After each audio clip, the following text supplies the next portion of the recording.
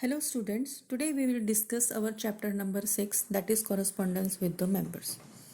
So before going to explanation, I must make you understand what is correspondence and who are the members. So let me take correspondence first. Correspondence, you can say, if you exchange any information in writing form or in letter form, it is called correspondence. Now, who is a member? Member is the owner of the company. And who are the managers? The board of directors are the managers of the company. Now, in a joint stock company, there is a separation of ownership and the management, where the manager, it means the board of directors, will run the business of the company on behalf of the members of the company or the owners of the company. If the managers are running the company on behalf of the owners, it is compulsory that they should be provided with the information time to time about the management of the company. So that information will be provided by the secretary through correspondence. When he is corresponding with the members, there are some points which he must keep into mind. So let us see what are the points he must consider while writing the letters to the members. So point number 1 is correct information. The secretary who is writing the letters to the members must provide them correct information. That information must be up to date and the facts must be contained there.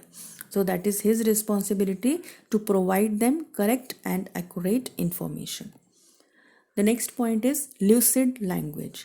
When secretary is writing the letters, he must use simple words. He must use simple sentences.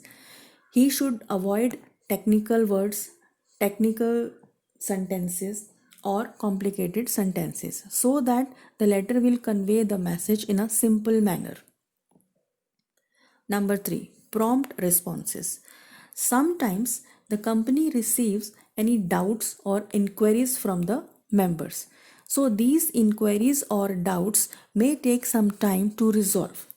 But courtesy is to acknowledge their complaint immediately. So as soon as the letter is received in the company, secretary must acknowledge them that we have received your complaint and we are working through this and will get back to you in 15 days or 10 days or 1 month, whatever they want to say.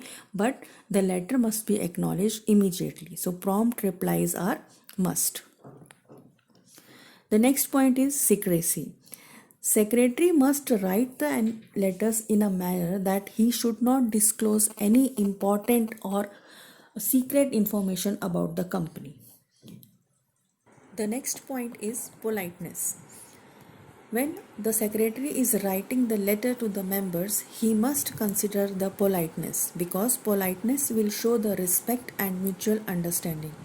Even if a complaint letter is replied, it must be replied very politely. Rude language is strictly prohibited. The next point is legal matters. If the secretary is providing some information about legal matters, he must be extra careful.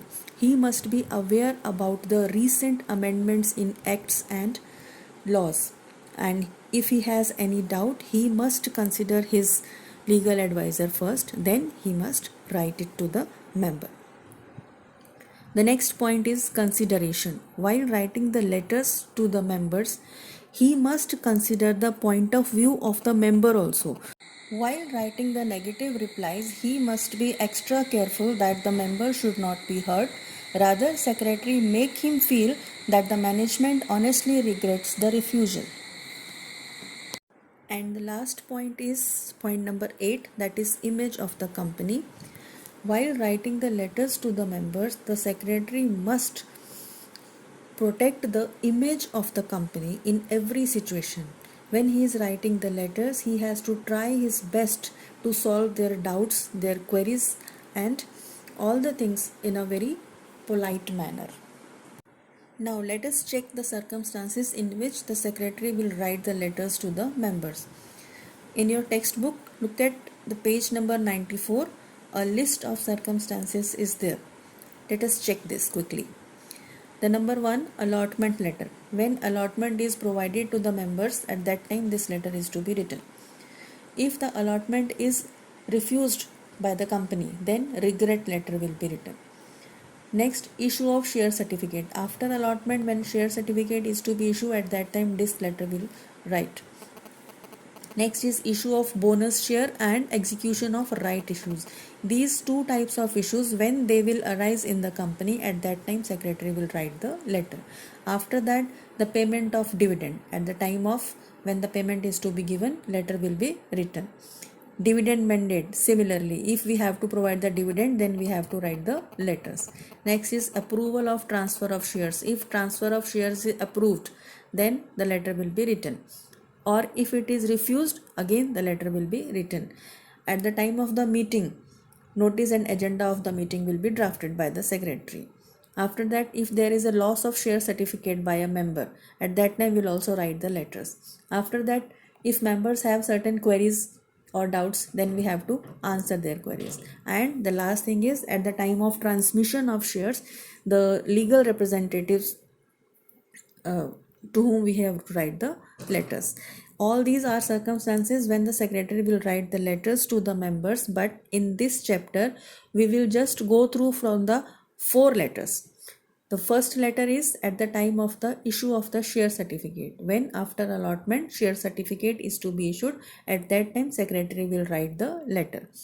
Next letter is at the time of the payment of the dividend. When dividend is due, we will provide them with the dividend warrant, or we will pay them by demat account, electronic account. At that time we will write the letters. The letter number 3 is issue of bonus shares. When bonus shares are there in the company, at that time letter will be written by the secretary. And the last is, if there is any query, then we have to write the letter to the member. So these are the 4 letters we will see how to write in the next lecture. Thank you. Stay safe.